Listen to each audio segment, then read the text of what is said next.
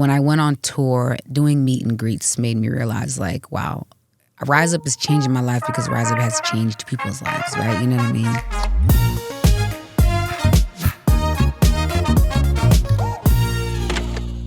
Hey, beautiful human. I'm Zach. That's Stan. Yep. And we welcome to the studio, Andra Day. Hey.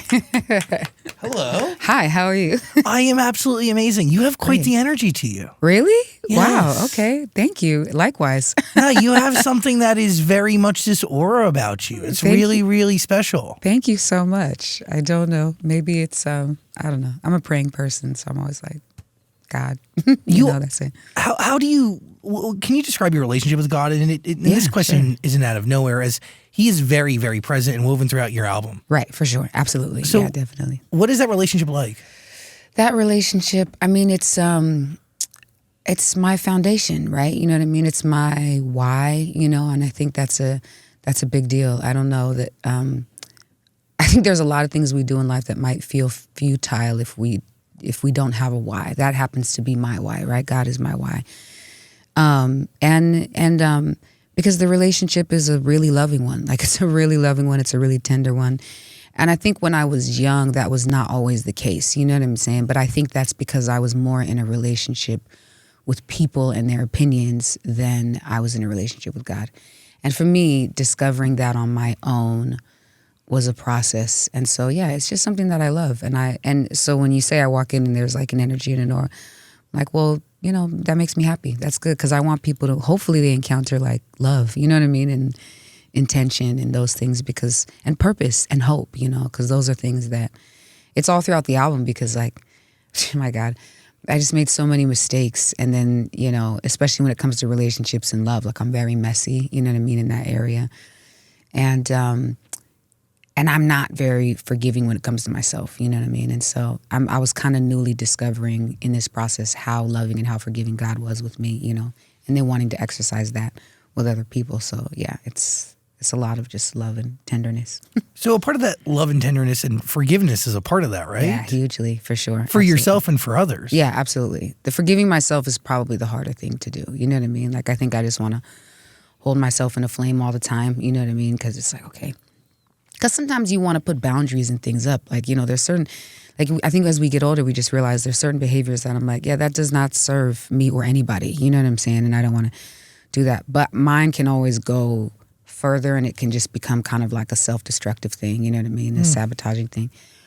And so I'm kind of, on this album, I'm being more forgiving with myself, and like, you know, just allowing myself to sort of feel those emotions and those frustrations and those angers and say, like, you're not terrible for this. You know what I mean? Like, you're not, and to forgive myself and to move on, you know? And because it's like, I forgive other people, but sometimes I go, well, if I can't forgive myself, do I really know how to forgive? You know what I mean? Like, Sure. I think I do, but then you have to examine the layers beneath, you know what I mean? So this music and making the second album, which, by the way, long awaited. yeah.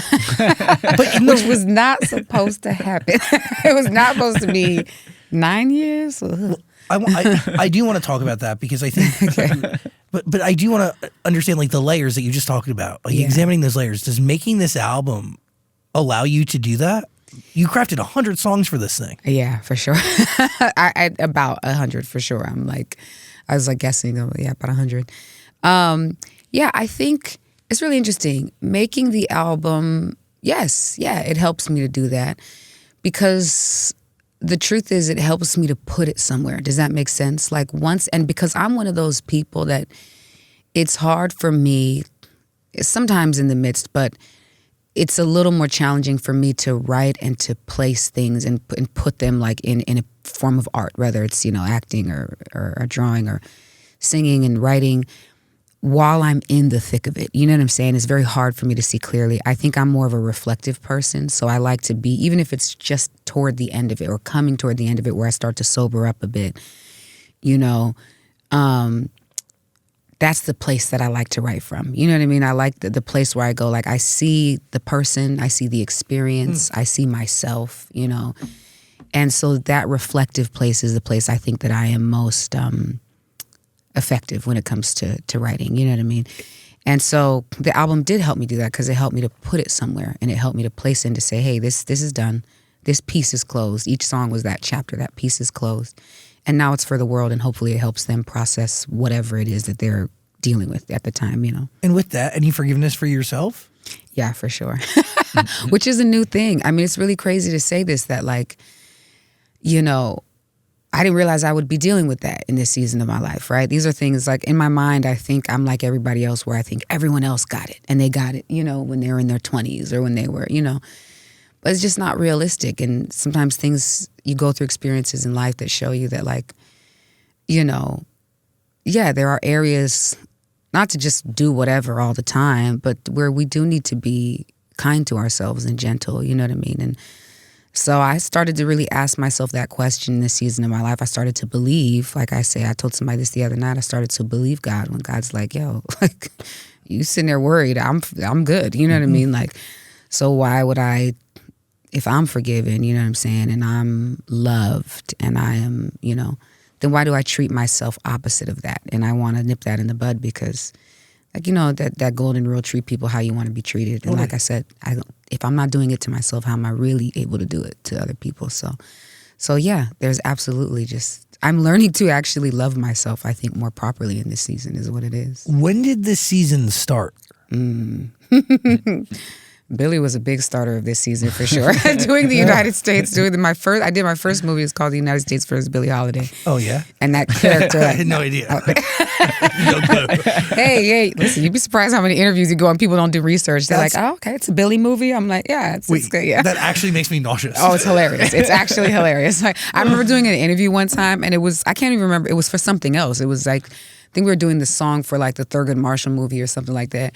So Rise Up had been out for years and years and years. And I did an interview with this guy and he was like, all right, Andra, tell everybody tell everybody when your new album Rise Up comes out and where they can get the album Rise. And I was like, oh, how do I answer this question in a way that does not embarrass this person and does not, it's like, how do I say to him, the album has been out for 4 years and so has the song. It's called Cheers to the Fall. The single is Rise Up. I was like, how do I do this? You know what I'm saying? Like I didn't want to just be like, bro, you know what I mean? This season of my life, I might have been that. This season, I might have been like, I'm walking out. No, so this season, I will say, started, yes, interesting. I think it just happened to coincide with like starting to work on the new record because we started at the top of 2017, very beginning of 2017. And then I got the call about like auditioning for the movie at the end of 2017. And there was so many changes in my life. Like becoming Billie and living as Billie Holiday for that many years, it really, really changed me. You know what I mean? Some ways were more challenging. And then in some ways, it was better. You know what I'm saying? And so I think that season really started around like 2017, 2018 of like, oh, there's unresolved stuff here. You know what I'm saying? Yeah. And now taking on this character has really, you know, sort of taken the lid off of some of those things. You know what I mean? Those things where I might have just been getting by. And especially, like I said, when it comes to relationships, I'm just like, oh, I kind of suck at this. Damn. It really you is. know, like, I want to be good. It's really interesting. It's like you kind of hit pause on you. Yeah.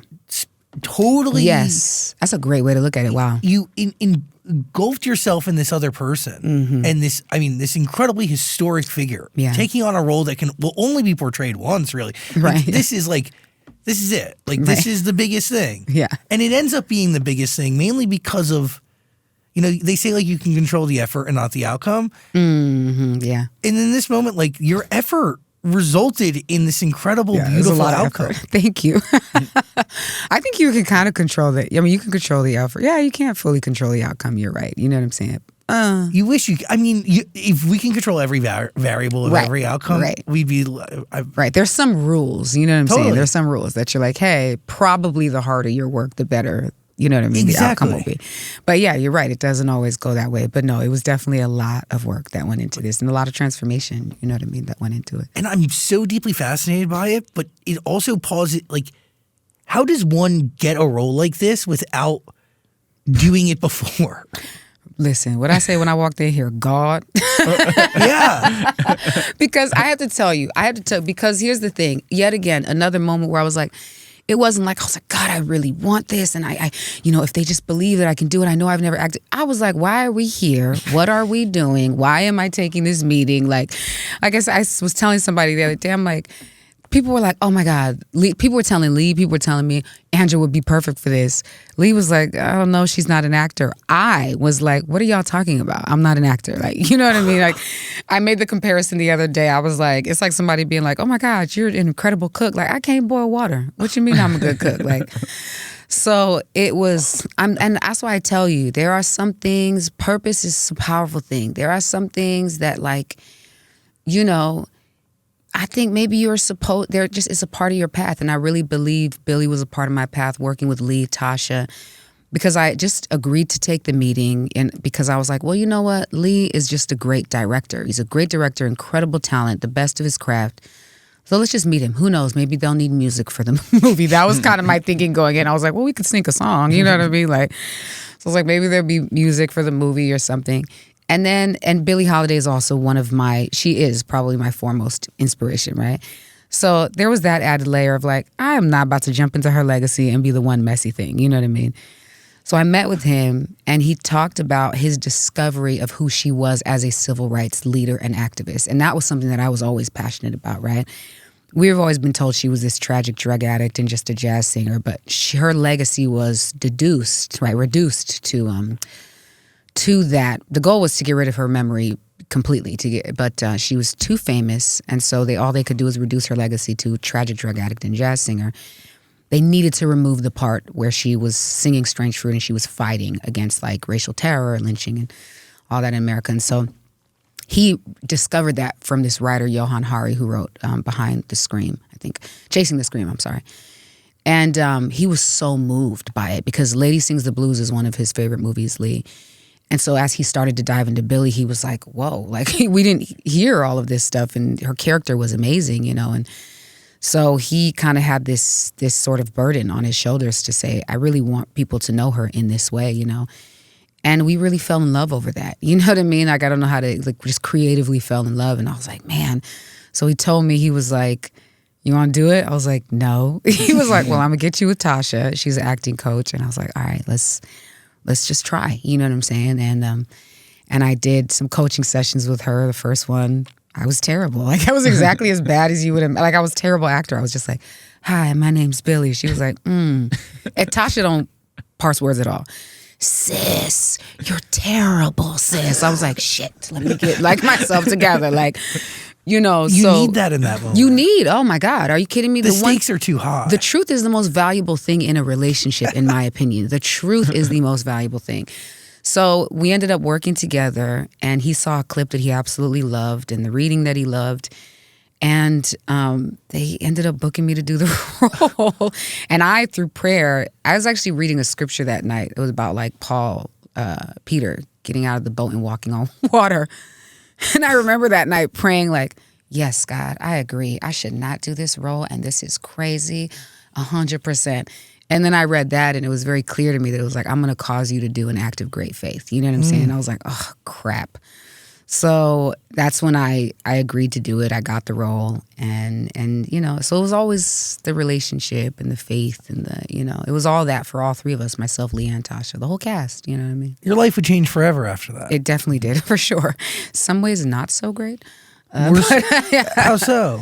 Well, like I said, relationships, you know what I mean? I was a different person. Billie, like, her struggles became my struggles. Her triumphs became my triumphs, you know? And relationships were hard for her, you know what I mean? Like, so she was constantly abused. She became very, very hard on herself. She wanted love. She constantly wanted love. She wanted children from anyone, you know what I'm saying? And so she just wanted to, and I think that's why, you know, like, she just had relationships with everyone, you know what I mean? Overlapping relationships, it didn't matter. Like, Billie wanted love. It was just this, and as a Black woman in the 30s and 40s, like, that's an insatiable feeling almost, because everywhere around you is just like, you're definitely not lovable. You're not worthy of love. You're not. So I think that, you know, like, I lost a relationship. I was in a relationship for 4 years going into the movie, and I just was so different. You know what I'm saying? Coming out of the movie, my interests had changed. And I just think in general, I feel like I was more selfish, you know what I'm saying? And so in that area, you know what I mean? And so it definitely took a toll on my relationship. Lost that relationship. Lost another one. Selfish for protective purpose, or? You know, I think just like, Yeah, maybe there was some protective purposes in there, but it was like the urgent Billie of like, I want what I want in the moment that I want it. You know what I'm saying? Like I was a lot less consideration on my part than I had before. You know what I mean? And so it was like, and that took some time to get out of. You know what I'm saying? That took some time to like, now the part that I say is good is what you said, which is the protecting, meaning like, hey, these are my boundaries. You know what I'm saying? That's one thing and that's okay. You know what I mean? And I let a lot of things cross prior. So going through this process was sifting, like, what are the things, like the boundaries that are good for me? And then what are the things where I'm like, wow, this is just instant gratification and I'm just trying to do whatever feels good to me in the moment. You know what I mean? Like, and not thinking about the long-term effects on other people, myself, and da-da-da. That's the part that had to be sifted out. But the other part of like, hey, my boundaries are my boundaries. That's what stayed, and that's what I'm really grateful for, you know? Hello, beautiful human. Every year, millions of gamers experience IGSS, inadequate gaming setup syndrome. Luckily, a cure has been found. You have to go beyond with the Vibrasonic mattress by Beyond Sleep. This thing has 6 built-in subwoofers, USB ports for charging, LED lights so you never stub your toe. It gives you an acoustic massage when you want it, plus adjustable degrees of comfort. This right here is the best way to game ever. Cure your IGSS today at BeyondSleepTech.com. Were you method in this role? Yeah, the entire time, but like unintentionally. So I trained. My coach was amazing. Tasha Smith was my acting coach. I trained in what was called the Chubbuck method, is a 12-step method, which I love. There's a lot of, which is kind of based off the Stanislavski technique. But there's a lot of your own personal life and stuff in there. So it kind of borderlines method just by... Yeah, you blur the lines. Yeah, 100%. And then there was the additional piece of just sheer fear. You know what I'm saying? Like terror. I was like, I need to do whatever I need to do to get this. Well, and that's like interesting because once you have it, you don't want to lose it, right? Like once you found this character, the idea of like you waking up the next morning I woke up every day with that level of anxiety. You don't understand. I came home from Billie and I started having, I understood what anxiety attacks and panic attacks were. Wow. Like my family would have them sometimes and I just thought they meant they just don't feel good. Then I started having them and I was like, oh my God, you actually feel like you're gonna have a heart attack. So every day was like, I'm going to be fired. I'm terrible. I'm da-da-da. The only way I knew I was good on set was if Lee would say that day, got everything I needed. And he's so clear. He is a blessing to work with because he never sugarcoats anything. You know what I mean? It's like, I need what I need. I need to get what I need. So working with him for me was a joy. But it was every day. It was thinking like, oh my God, they're going to let me go. And I'm terrible. And, you know, all the things. And so, but then there is a thing that happens. Like, even though I had that anxiety, it changed. It like changed from to like or it incorporated both, which is the anxiety of like the anxiety she had singing Strange Fruit, the fear of running from the police, the constant feeling like, oh my God, I'm doing the wrong thing. I'm going to be penalized for this. That becomes your constant state of being. You know what I mean? And your feeling.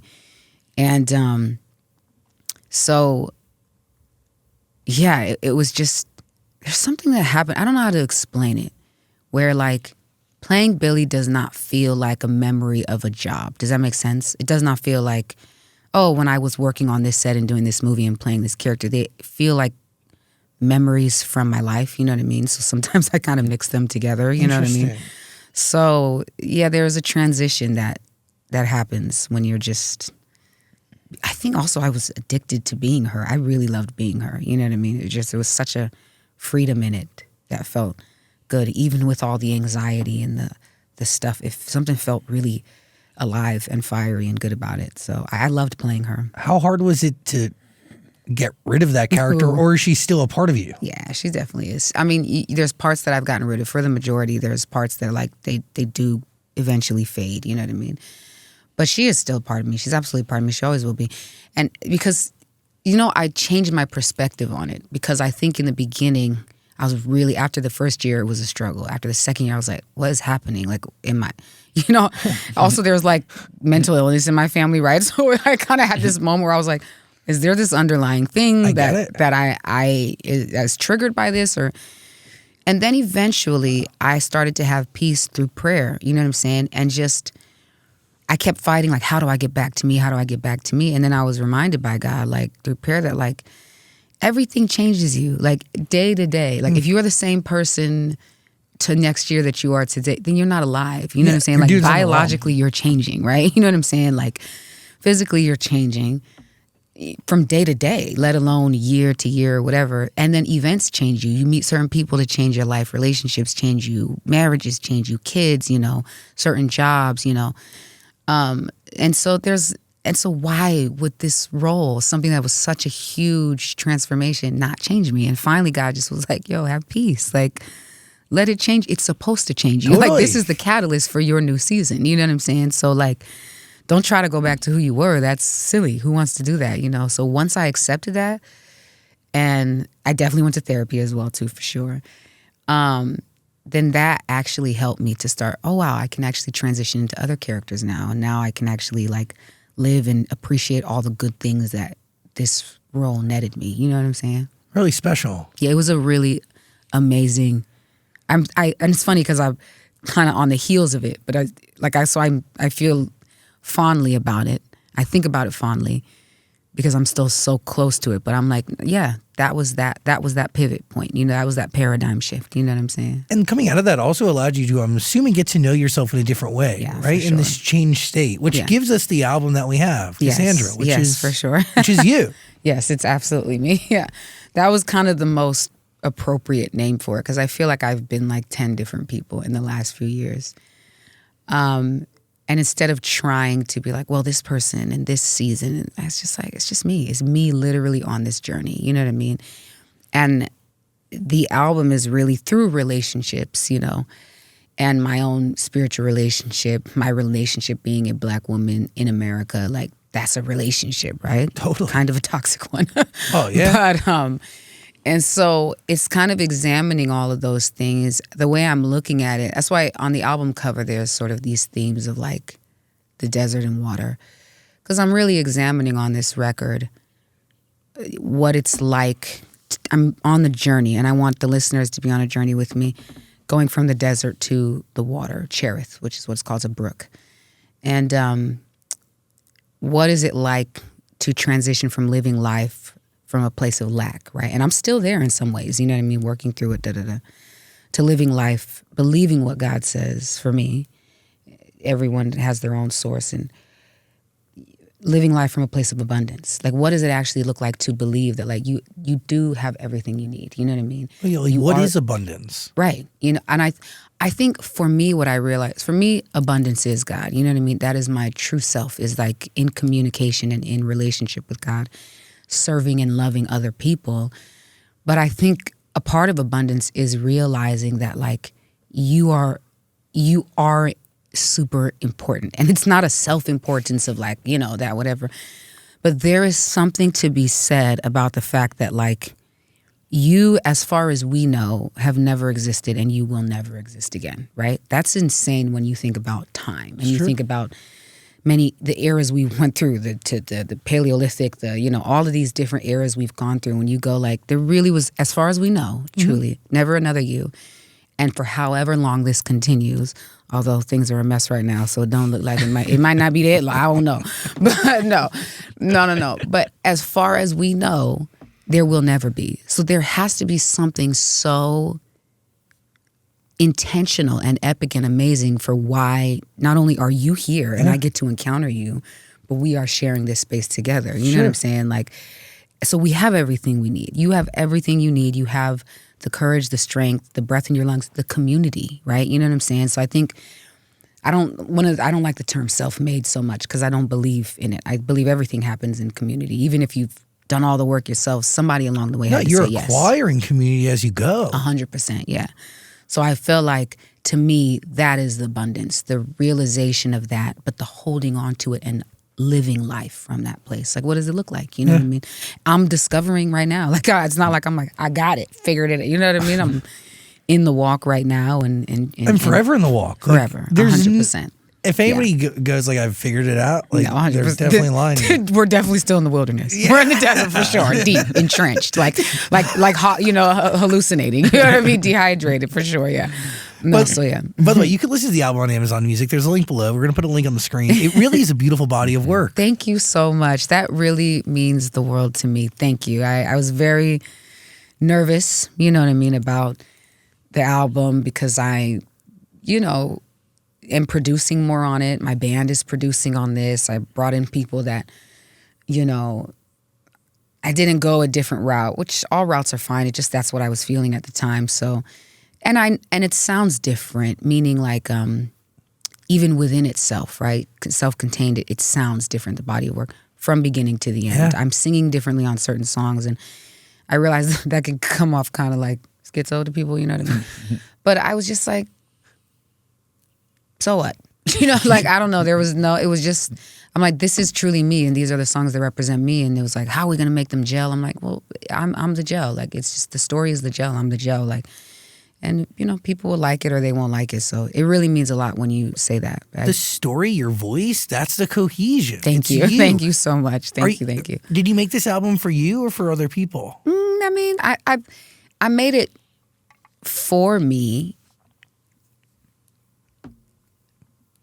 But for other people too, like does that make sense? Like it's kind of it's through me. You're right. Does that make sense? Through me for other people. Like so, it's like it has to be me, and just like you, everybody. I represent some certain group of the population who might relate to this, and so I didn't really make like, okay, are people gonna? I want them to like it. Ideally, of course, I would love for them to like it. You know what I mean? But I have to make something that's true to me. That's my starting point. You know what I mean? And so. Yeah, it's for both of us. Hopefully it's for other people, but it's definitely for me too as well. Was Cheers to the Fall made from the same vantage point? Not completely, truthfully. You know what I'm saying? I had a little more of an influence from the amazing producer that I worked, Adrian Gervitz at the time, who's an incredible producer. And I think because it was my first record and I was, just younger, I think sort of his opinion and perspective held a lot more weight, for me. If I'd really like something, but he's like, that's not it. I don't want to be like obstinate. Does that make sense? Like, and not be able to grow and, be grown by certain things. So I feel like there was places where I did grow. And then there were instances with that record where I was like, I don't love this, you know what I mean? But I'm not saying anything because I don't feel like I have the voice to say something, So, and with the label regime kind of at that time, they had actually made, one of the examples, I'll give you a prime example on Forever Mine. I really didn't like the end result of that record. I liked the original version that I had. And I sent the record in to get mixed. And then it came back with like new guitars and all this instrumentation, all this stuff too. And I was like, son of a bitch, did I not look up what mixing is? I was like, I said, son, I think I got God. Let me check my little homework and see, But I was like, I thought the mix was supposed to tweak the instruments that were there. I was like, so it was like, yeah, no. But he's just a great mixer and producer. I was like, but I hated everything that they added to it. You know what I mean? I was like, it just sounds like weird to me. Now, not that it's a bad record now. It's just like the way it felt was a lot more like lush and, you know what I'm saying? Yeah. Like nice. And it's funny because Spike Lee actually directed the music video for that song and he noticed the difference. He heard the original and he was excited about it. And then when we got to set and he heard the new one that they sent over to him, he was like, what happened? I was like, don't stress me out right now. Oh, I was like, I know, bro. Like, it's just. That's not fair. Yeah, so it just, there were moments like that. But you know what? Learning curves, you know what I'm saying? It was good to know, like, all right, I still want to be collaborative, but I'm also aware that, like, some of these voices that are the experts, just their expert opinion, you know what I'm saying? And that's the root of it. And so you still got to go with what's in your gut, you know what I'm saying, and what you know. And so that's kind of what helped me to craft this record, you know what I mean? And it's all really your decision, right? Yeah, ultimately. But it takes time to realize that that's the case. Does that make sense? 100%. You know oh, my God. It takes time for sure, yeah. Yeah, like this is, yes. Yeah. Yeah, like it is. Like it's scary too. Yes, for sure. Yeah, definitely, yeah. Like there's like, there should be some sort of fear and there's responsibility. Because there's fear, especially when you're like, okay, did I make the right decision? It's a little bit more on me, did all this stuff. And so, but there is something that goes, if people don't like it, and it's my thing, yeah, of course it stings. Like, listen, any artist that's like, it's not personal, it's not. Some things aren't, and I think I'm probably more like that. But some things do feel like, I'm not good enough, you know what I mean, or whatever. But people not liking it but me feeling like, hey, I really loved everything I did, I can have peace. Like, and you could just make more music. You know what I mean? Like, you could just keep making records. Like, I haven't stopped. I've actually still been in a really creative thing. I really want to make kind of like a house Afro-focused record. You know Amazing. what I'm saying? And like, I just want to, that's sick. Yeah, I just want to chase everything down. Like, I don't want to be, you know, and I'm not doing it for the sake of not being pigeonholed. It's just that people are multifaceted naturally, and we're taught to not function in all those in our full array. You know what I'm saying? So I'm kind of just like, if I like it, I'm gonna chase it down. And that's kind of the season I'm in, you know. And we live in that world where music is democratized like nobody's business. Oh my God, it's crazy. We can release things whenever, release plans and schedules. Which is actually kind of beautiful to me. You know what I'm saying? Some people really hate it, but I think it's the gatekeepers more than anybody that hates it. Because to me, I'm like, yes, there's a saturation that is a lot, you know what I mean? There's a lot of other things that, okay. But in general, I'm like, there's a lot more freedom actually for the artist, more access, you know what I'm saying? And there's peace, more control and peace, 100%. Like, and it's the Wild West. Like, so I tell people, it's the companies, right, that try to tell you, you're a singer, you're a writer, we are artists, you know what I mean? And for me, I believe we're conduits, you know, and that, true. You can't tell somebody in this season, they're supposed to do that when like their whole spirit and body and life is like, in this season, nah, you're actually going to produce. In this season, you're going to paint. In this season, you're going to. So right now, it's the Wild West. Everything to me, I'm calling everything installations. You know what I'm saying? Everything is an activate. Everything is an installation. Everything is just an experience for people. That's why I want a lot of things for this record to be immersive for the audience. You know, like the journey should be an immersive thing. I was like, I don't want to do, there's tour stuff, but I don't want to do typical residencies. Like, let's create moments, because why not? Like, you know what I mean? Now is the landscape to do it. You know what I'm saying? Like, that's right. For sure. When did you realize Rise Up changed your life? Oh, man. Boy, that was a very long slide. And by the way, and would continue years later. Yeah, it's still changing my life. It's still, I mean, it is. Still changing my life. You know what I mean? Like, it's really, I think I realized it when... It's been a process. I mean, I think more than anything, I mean, here's when Black Lives Matter adopted it as its themes, as its anthem, when, you know, the president and the first lady, Michelle and Barack Obama, are like, hey, we really want to talk to her about the song. And I'm like, what? You know, because half the time, makes you want to listen, cry. when people, I'm telling you, it's crazy. And the crazy part is, when they first called and asked, I told my management team, I was like, no. They're like, we're not even going to let that no leave this bus. You're going. I was like, damn. That was one of those moments where you're like, all right, I'm going to lean on what they say. It's probably a good idea. Too terrified. Yeah, imposter syndrome. Like, what I would talk to the president and the first lady about. Like, I didn't graduate college. You know what I mean? Like, it just, that feeling of feeling unqualified has permeated my life for a long time. You know what I'm saying? But what do you learn every time you like choose to cross that bound? Every single time is to just do it scared. Just say yes. You know what I'm saying? Because the worst thing that at the end of the day, the worst thing that can happen is they don't like you. So what? You know what I'm saying? You're still here. You still have a purpose. You still have but usually it does not go to the worst case scenario. You know what I'm saying? And like, it usually goes closer to the best case scenario, you know, most things, you know. And so it's like, and then sometimes that no is a no that is a better yes later, you know. Like, it just, giving yourself to the process is a really amazing experience. Yeah, and every time you show up and do it, like you said, it teaches you that your fear is lying to you, right? Your circumstances, your fear is dishonest. Those are dishonest things, and they're not good places to make decisions from. So that, but the other thing I will say is that when I went on tour, doing meet and greets made me realize, like, wow, Rise Up is changing my life because Rise Up has changed people's lives, right? You know what I mean? I tell people all the time, I'm like, this is God's song, y'all. I just showed up that day and was unwilling, and God was like, do it anyway. I'm like, okay. Can you describe that session with Diane Warren? Oh, it was actually with, it was not with Diane Warren. That's so funny. Who told you that, Diane? Wait. I adore her. Name's Jen Del Sevio, who did the song with me, who wrote the song, yeah. Why did I literally have someone Google that for me Diane this morning? Told you. Wait, that's crazy. Nah, I love me some Diane Warren. She shot out. She's amazing. Oh, I totally fucked that But one. it was, no, you really didn't. No, it's Jen Del Sevio. Jen Del Sevio did the song with me. And I just, honestly, I was really discouraged. I was actually really discouraged and pretty depressed around this time, because it just felt like after all these years, I was not going to have the career or the dream that I thought I was going to have, which I know sounds kind of like, but when you have no plan B and you're just like, oh my, how am I going to cover rent from my mom. Like, how am I gonna, you know what I mean? You're just like, oh my God, how am I gonna help her? How am I gonna change their circumstances? You know, how am I gonna? So it just felt like I was being, but everything looked like it should have been great. I was signed, I had a deal, you know, I was doing sessions, but that was 3 years of just on a merry-go-round, you know,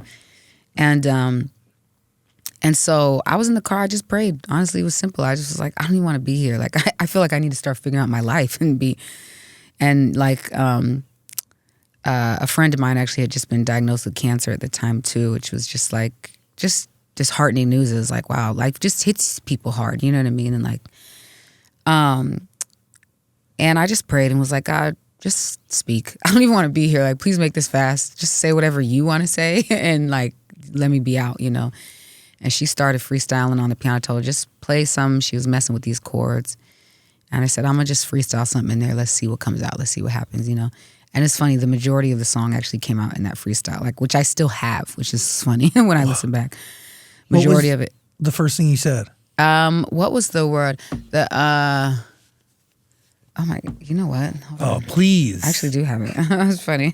That's a cool piece of history. Let's see. Yeah, it's actually really funny and in some ways embarrassing, but here we are, so we're just gonna do it. I just gotta say, like, in one's lifetime, there's very few songs like this that exist. Yeah. Maybe, I mean, really, it's crazy. Yeah, that's actually very, very true. I'm discovering is very true. You know what I'm saying? Oh, it's gonna last longer than as long as civilization. Let me see. Thank you. And I receive it because I'm like, all right, well, you know, and that's what you want to do. Like, I mean, that's kind of your goal, you know, is to make things that impact people like that. Here we go.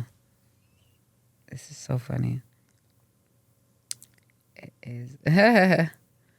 This is from forever ago. Let's see. Not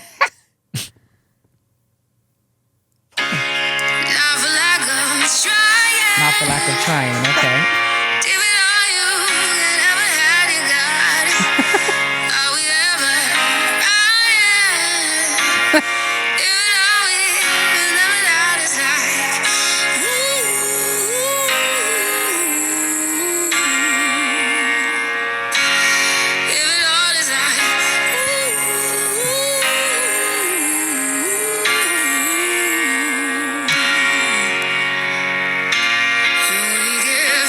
This part didn't make it into the song. I was like, I cut it. It'll get to the chorus though.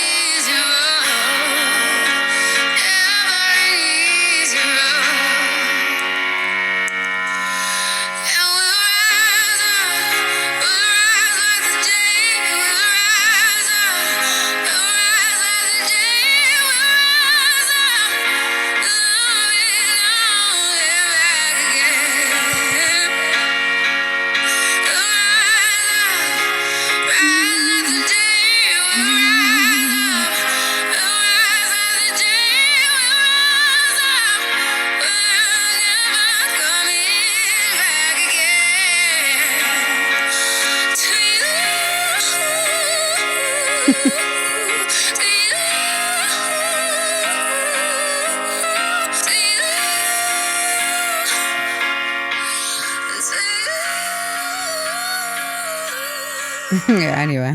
Wow. So that's the, How does that make you feel? kind of really, and when I listen to it, really nostalgic and emotional and grateful. Does that make sense? Like an insanely deep sense of gratitude, like, and like purpose. You know what I mean? Sometimes I look at the song and everybody's like, oh, it's an amazing thing you did. But I kind of look at it as a separate thing from me even. You know what I mean? Like somebody was singing it in church one time.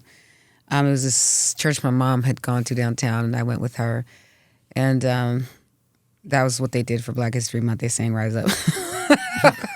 Talk about that later off camera. But I remember being in the audience, and there was some young girl that they had stand up there sing the song, and I started bawling. You know what I mean? I'm like, they didn't know I was there. No one knew I was standing in the audience. I'm just sitting back corner, you know what I mean? And I started crying. I was like, is it weird? And like, am I me for crying at my own record? You know what I mean? It's crazy, No. but it's just one of those things that I'm grateful. I'm grateful that God was like, hey, be the vessel for this. That's like, it. Thank you. That's it. Like, thank you. I gotta say, like, I have full body chills and I'm like actually sweating. That's amazing. And like, I love it. We've interviewed thousands of the most amazing people on earth. Yes, you have. That was one of the, yes, you guys have. Really cool. That was one of the coolest things Oh, I've that's ever so cool. experienced. Yeah. No, that's amazing. Thank you. No, and a lot of artists, it's something about. I'm kind of a stickler for that too. Sometimes I will do that a lot. Sometimes it's annoying. It gets in the way. But I am a stickler for the first things, like your first instinct on a song sometimes. And I think since this point, most songs I've kind of gone into where I'll get on the mic and just the melody that comes first that sometimes is the one that sits the most natural. You know what I mean? Sometimes it takes more work. You got to find it.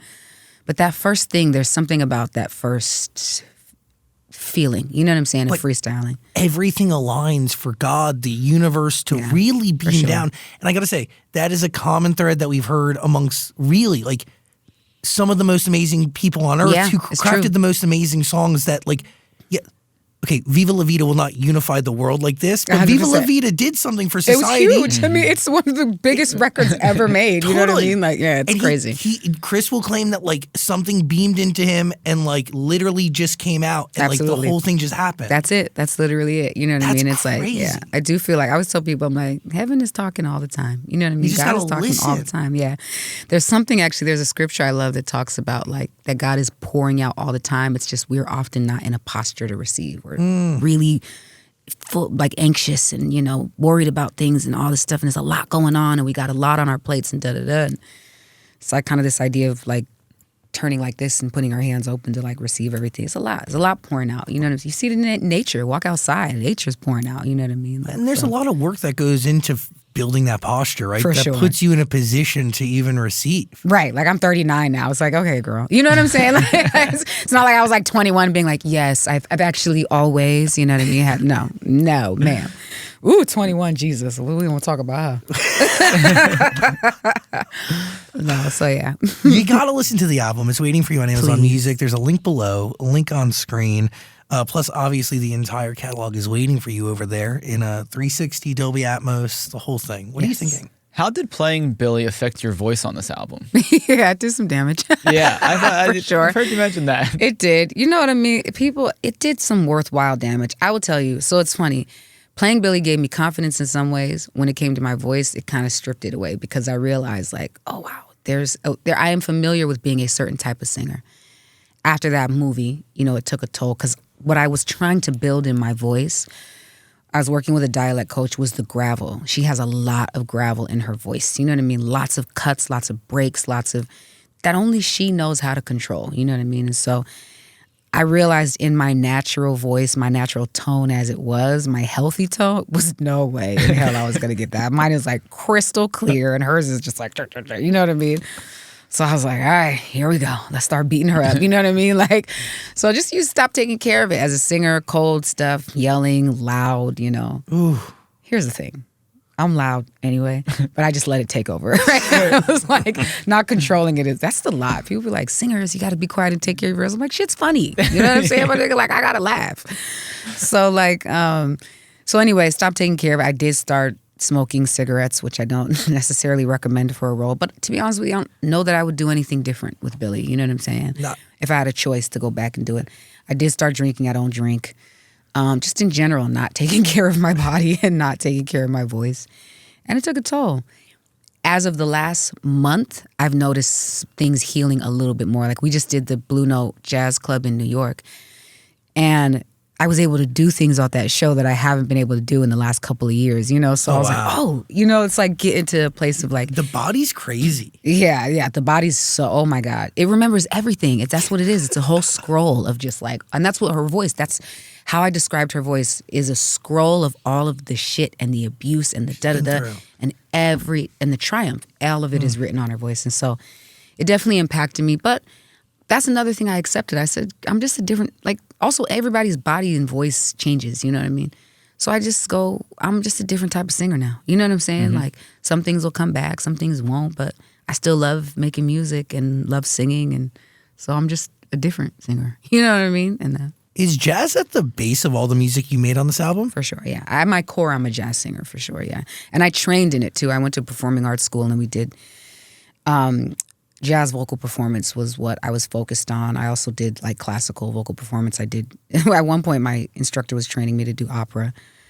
And then finally I was just like, girl, I'm trying to do something a little more spicy. You know what I mean? But actually it's funny because then as I got older, I was like, woo, certain opera singers are wow. Like they're just incredible ones.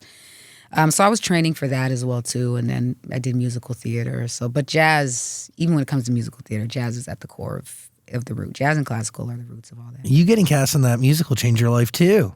Yeah, wait, which musical? There is one. It's in my notes. You were super young. Oh my God, you're right. What I did Once on This Island? Yes. Yes, it did actually change my life. You're right. There was something that opened that day. Something opened that, like we talked about. And I remember one of my dance instructors at the time, because I couldn't get it. I was just struggling and, again, scared, show up scared everywhere I go. And she said, and you just ran out on the stage. And she was like, she said, I just like, it took the air out of me, the wind out of me. And she said, I saw it in you. And she was like, oh my gosh, she's going to do it. You know what I'm saying? And it was just like, it was my first leading role when I was 16 years old in a play. And it was just a huge deal for me. And I was so scared for such a long time. I was playing Timu and I was playing Once on This Island. And I had to do like my first onstage kiss where you just like kiss the thumb on the side. I was terrified. I hadn't even kissed anybody by that point. I think that dude in the play, actually, that's who became my boyfriend for 2 weeks. And that was my first kiss. That's how it always works out, right? But I remember telling him, I was like, I don't like that. So let's not make that a part of our thing. I don't think that's for me. But yeah, so, and then we did a few shows from there. And that's when my love was like, I really want to do this. Like, I love singing. I love performing. That's what I want to do. Yeah. Did you have any fear performing Lift Every Voice and Sing at the Super Bowl? What? You know that is a rhetorical question, okay? I was terrified. Well, terrified remembering it. That was great. When I got the call in November. November was when they confirmed, like, hey, you're going to do it, da-da-da, all this stuff. I was scared November up until February. Matter of fact, you just brought it to my memory, so I'm scared again. I was like, oh my God, lift every voice and sing Jesus. Okay. No. I was so terrified, honestly, but it was one of those things like we talked about. You're going to, like, some things you're just going to say yes to. And you know what I mean? And like, instead of worrying about, I need to get rid of the fear, I need to just know you're supposed to be there. And I knew. I had prayed about it because I had stopped singing the anthem for a while until I could sing Lift Every Voice and Sing. So for me to get, they'd asked a few times for a bunch of other games, a lot of things in the past, and I said no. And had they called for the Super Bowl, same thing, to do the national anthem, I would have said no, to do Star Spangled Banner. So for me to finally get the call for Lift Every Voice and Sing, like, I was like, it couldn't just be like a random Lakers game. You know what I mean? It was just like Super Bowl. I was like, shit. Okay. In front of the world. Like, you have to say I was yes. like, oh my God. You know what I mean? So I was so grateful for it to be that big of a stage. And I was like, okay. So that was my thing. I was just trying to diminish myself. I was like, I want people to encounter God. It's a lot of, I became aware later. A lot of that stuff, though, I put down. I don't really pay that much attention to. I think people wanted me to have a bigger statement of like, how do you feel about the backlash? I'm like, nigga, what? White people always mad at me for something. You know what I'm saying? I was like, oh, it was like, if those are the people that get mad about those things. You know what I'm saying? Yeah. Like, so it was like one of those things that I was like, am I supposed to have a bigger feeling about this than I do? I said, the truth is I prayed about this. You know what I'm saying? And like, I love God, and that's my goal, is when I get up there, I don't want people to feel like my, even they go defiance, the da-da-da, all this stuff. I want them to feel God's love. That's it. You know what I mean? And it's for the people who want to receive it. And if they don't want to receive it, it ain't their time. You know what I'm saying? They don't want to receive it. So I was like, I'm not going to sit there and be mad because some prejudiced people are like, why is she singing this song? I'm like, they going to do that anyway. You know what I mean? I wouldn't have done half the stuff I did if that was the case. You know what I mean? So I was not as deeply affected by it as people were like, as almost I felt like I should have been later. You know what I mean? Like people were like, don't you feel more? I'm like, nah, we just gonna keep working, keep fighting, you know what I mean? So I didn't think too much of it, honestly. But I was just scared of sucking. You know what I mean? Like I didn't want to be bad. So yeah, for sure. Nervous on this album? Yes. Speaking of. Yeah. Speaking of nervous. Do you write from a place of nerves, or do you write from a place of conquering nerves or needing to? Both of them. Both of them are good places to write from time. You know what I mean? Like if it's honest and it's authentic. Totally. Because sometimes writing from a nervous place is conquering the nerves. You know what I'm saying? Oh, yeah. Like, it's like, yeah, why don't I just talk about it?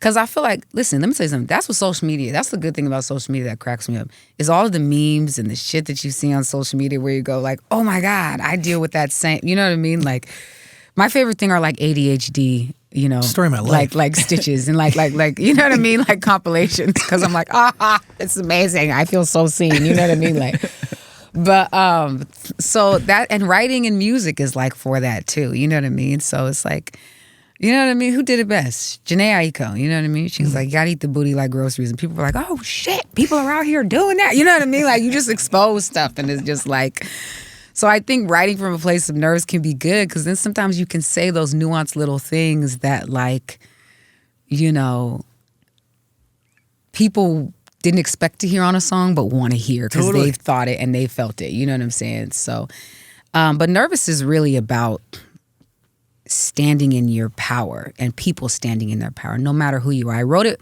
for women at first, and then I realized, well, no, anybody standing in their power can make people uncomfortable. Does that make sense? You know 100%. What I mean? Like, it's just like you show up as you, I show up as me, and it's just like me saying, hey, this is who I am, this is what I love, this is what's important to me, this is what I believe I'm here to do.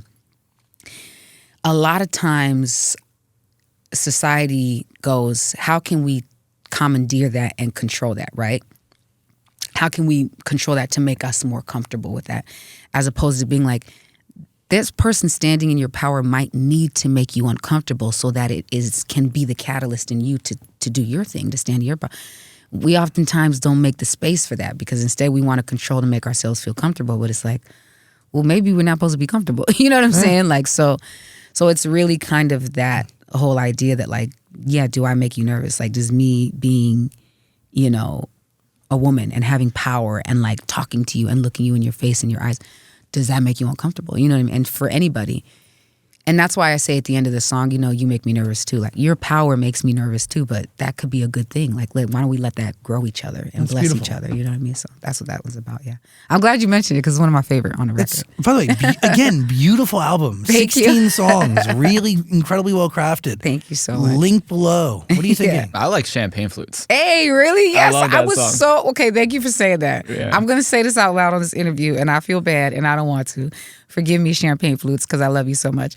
But Lord, that was my problem child on the album. I was just like trying to get, that song was on and off the album for years. And finally, that was a moment that was collaborative where people had to be like, you have to put it on there. We love it. Because it was stressing me out. It was like the drums would be off or a certain sound. I couldn't get the balance right. So I finally had to be like, just remember that you love this song. A bunch of other people are being like, hey, we love it. So just put it on the record. You know what I mean? Like, because that one, I feel bad. I'm sorry, champagne flutes. Don't be looking at mommy and be mad at mommy, okay? I love you. How long you been working on it for? That song? Yeah. Just that song alone? Yeah. Champagne flutes, it wasn't super, super early, but it was, I've been working on champagne flutes since 2018, wow. I think. 2018, yeah.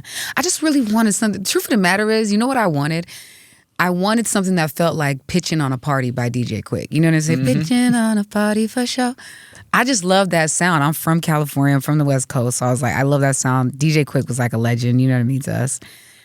And so I just want something that felt like that. It didn't really end up feeling like that, but it just kind of felt like my mystical, magical unicorn version of that. You know what I mean? It's like a little party feel-good song. Yeah, for sure. You know what I mean? And it reminds me of just like legacy. Like, I'm from Southeast San Diego, and it's just like a little bit for the city and people who believed in me. And plus, that was the thing I used to do. I remember me and my ex at the time, whenever we were like, wanted to have a fancy dinner date, it would just be like, you know, imitation cheese slices and just like, you know, Old English in a plastic, you know, the champagne flutes that you could break up, the little plastic ones you could assemble from the 99-cent store. Yeah. You fill that shit full of some Old English, you got you a little date night. You know what I'm saying?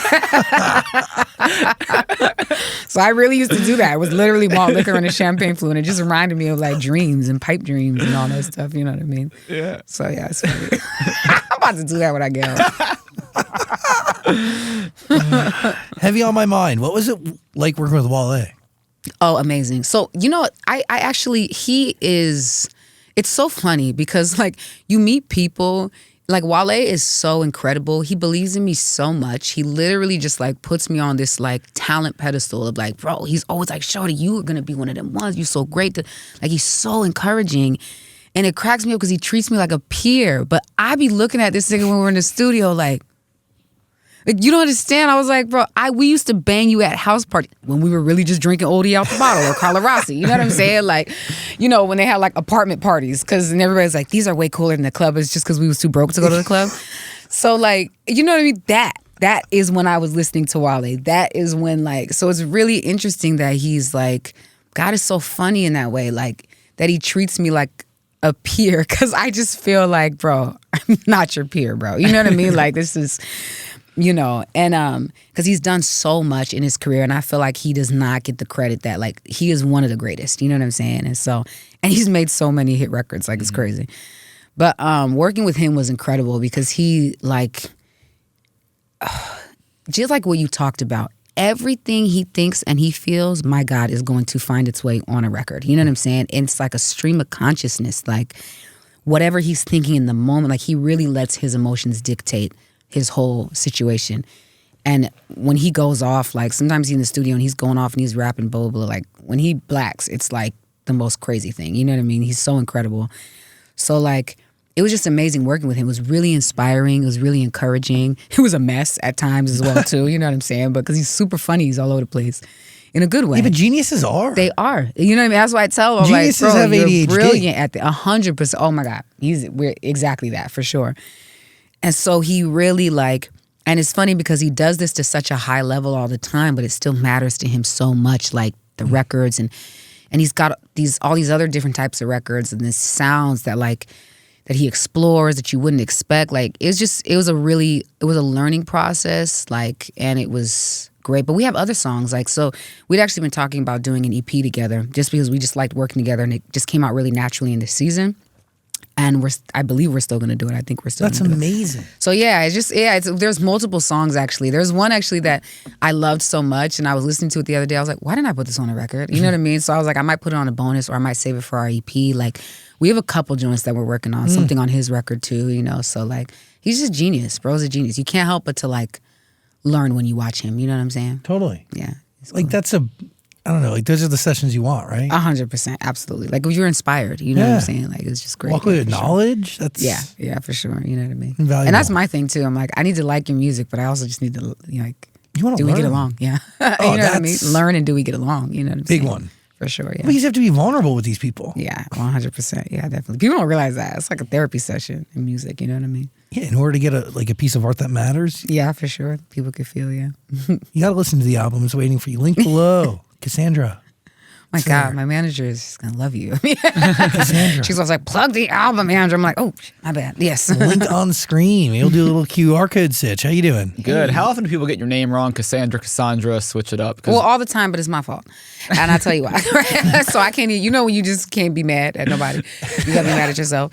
Like they get Andra wrong all the time, right? Because it's like Andra, you know what I mean? Everybody wants my name to be more expensive than it really is. But They're it's like, Andra. But it's Andra. Yeah, exactly. But this is where I made things complicated. My actual legal government name is Cassandra. You know what I'm saying? It's pronounced Cassandra, not Cassandra. But I just like the way Andra, when I cut it in half, I was like, Andra, and I was like, yeah, I like Andra. So they get it wrong. They just want my name to be more expensive. So God bless them. You know what I mean? They're just looking out for me, you know? So people get it wrong all the time, but I don't even correct them anymore. I'd be like, yeah. You know what I mean? The butterflies are really magical. Yeah. Thank you. I appreciate that.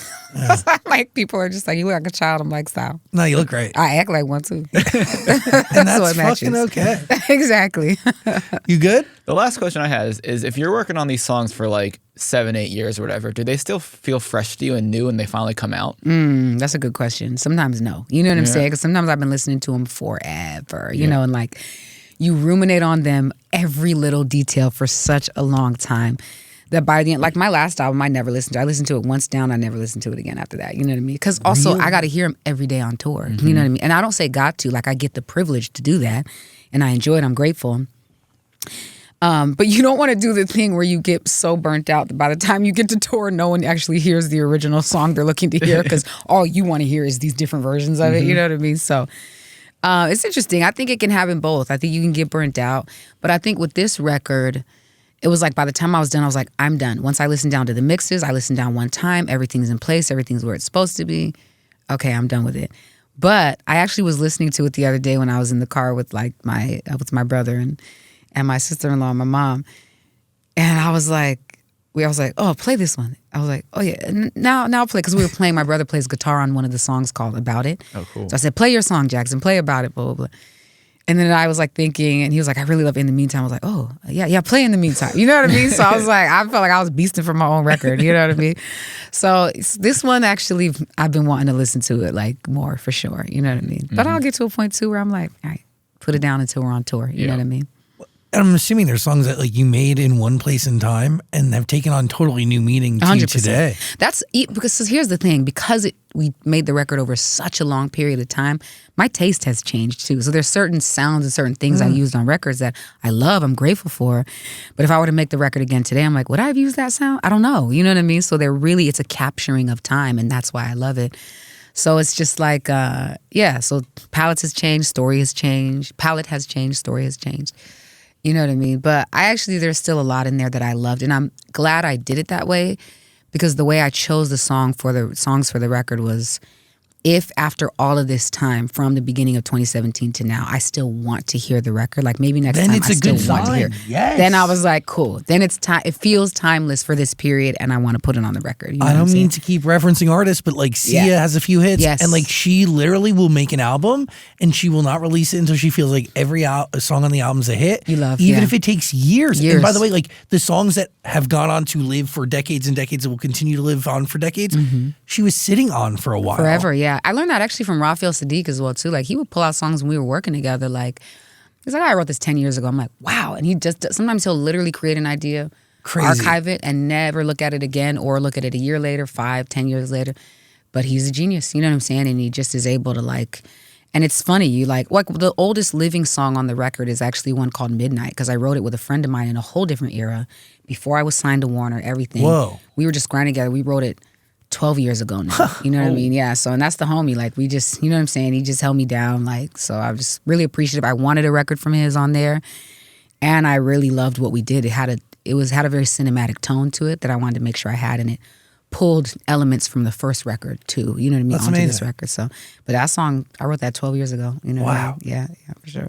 You got to listen to this album. Cassandra's waiting for you on Amazon Music. Link below. What are you thinking? We covered a lot. We did. Yes, y'all did. For Yeah, sure. You're amazing. Yeah, You guys are amazing. This was really great and Yeah. easy. My good. How many other interviews I gotta do today? No, probably not. Hopefully It's not. like, let me just be quiet. I'm still on the phone. Don't. I can't wait to come see y'all. I really thank you for doing this. No, very, very thank you much. guys so much. Thank you. This was actually this was a joy. I really enjoyed this. Yeah, this was great. Really Thank you. special. Thank you. I appreciate that. Andra Day, everybody. So cool. This is why you guys are really great at what you do. This is cool.